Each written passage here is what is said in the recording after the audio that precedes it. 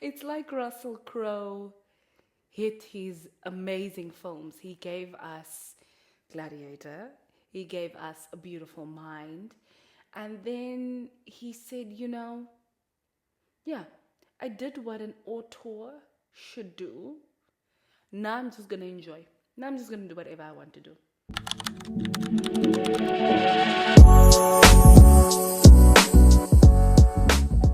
Hello and welcome back to a brand new episode of The Unemployed Actress. I am Locke, I'm her is she, and she is me. And we're back, baby. Total tangent off of award season, right? And just a movie that I saw because the leading man is Aaron Taylor Johnson. I watched Kraven.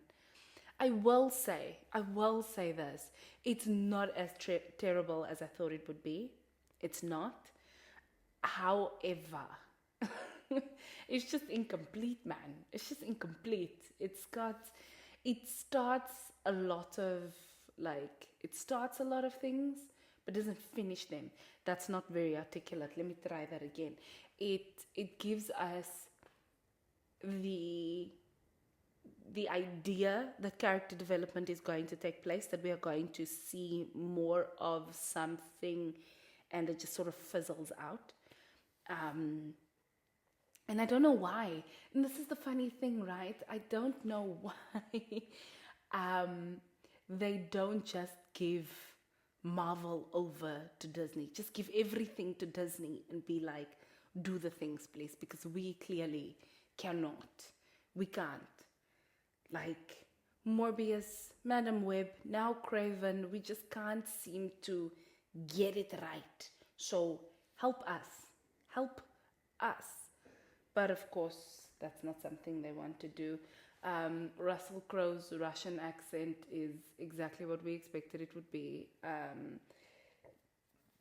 I was laughing. I spoke to a friend about it, and we're like, it's like Russell Crowe hit his amazing films. He gave us Gladiator, he gave us A Beautiful Mind, and then he said, yeah, I did what an auteur should do.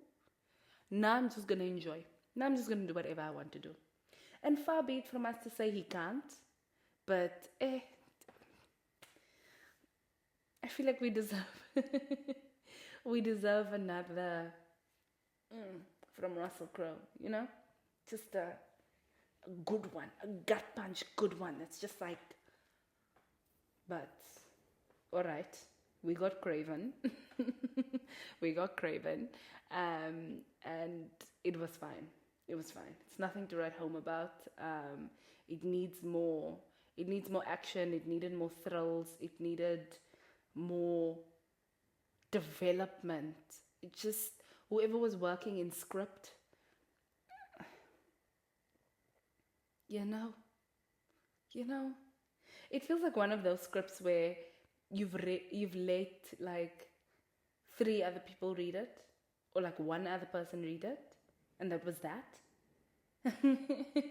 or I don't know what's happening. But either way, it was fine. It could have been better. 100% could have been better. But it's what we got. So there we are. And Aaron Taylor Johnson is beautiful. That is an attractive man. Just lovely. Didn't stretch his acting chops. It really didn't. I think I will forever enjoy him in Nocturnal Animals. I thought that he just knocked out of the park. He was vicious and disturbing and disgusting. And I really enjoyed Nocturnal Animals. I'd recommended it to a friend of mine and they were like, no. This is not for me. But I really enjoyed Nocturnal Animals. I thought it was very beautiful to look at. Like, it was visually pleasing.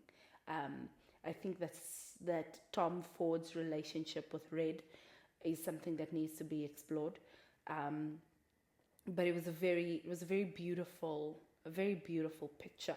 Like, very nice to look at. The shots were aesthetically pleasing, if you would. It gave us cinematography.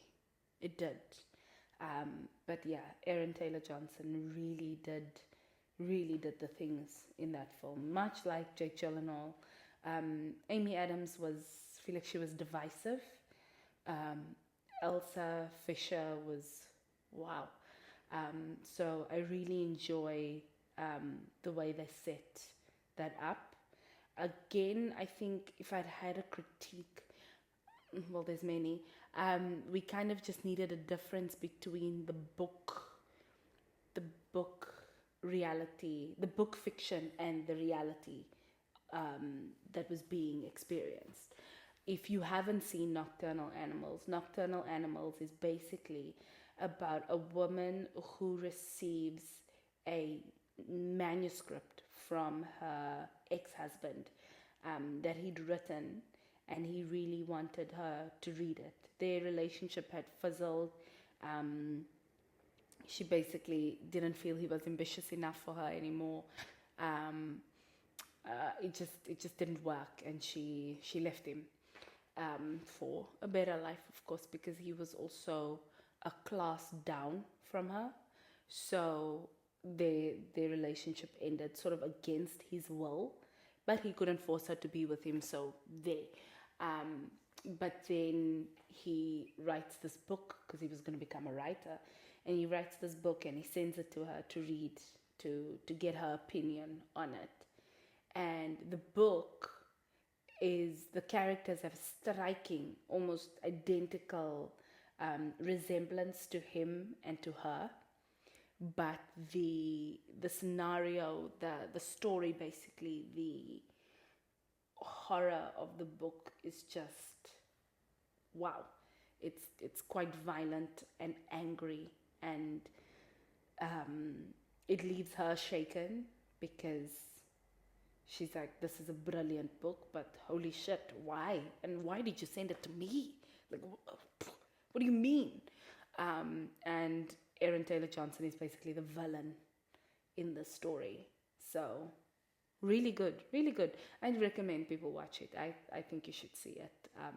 The opinions on the tone and the temperature, if you will, of the film varies, but watch it. Nocturnal Animals.